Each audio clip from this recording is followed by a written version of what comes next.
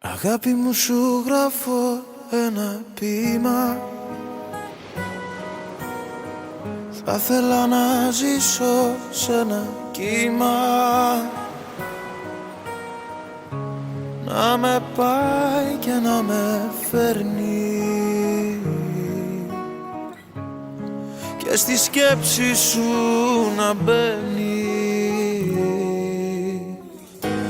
να γλιστράω στα μαλλιά σου, στο λαιμό σου να κρυφτώ, να μεθάω με τα αρώμα σου, να χορεύω στο κενό.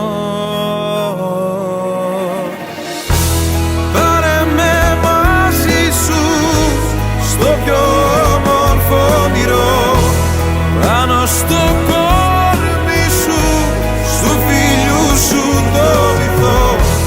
Θα σε εσύ το κύμα, θα μ' αέρας που φυσάς. Σου υπόσχομαι ταξίδια, ασημένια και χρυσά.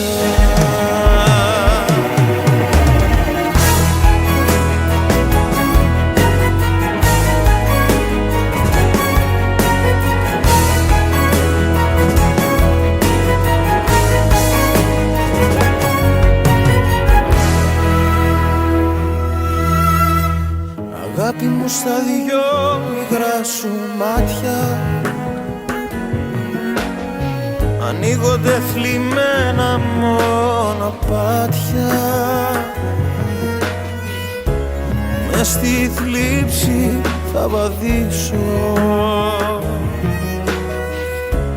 τις πληγές σου για να κλείσω. Κι όταν φτάσω στην άκρη και το μαύρο έχει χαθεί, θα χαράξω ένα δάκρυ, μια υπόσχεση ακριβή.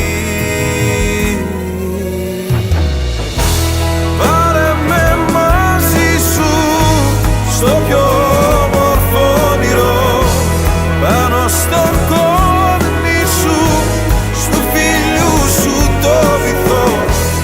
Θα σε εσύ το κύμα, θα μ' αέρας που φυσάς. Σου υπόσχομαι ταξίδια, ασημένια και χρυσά.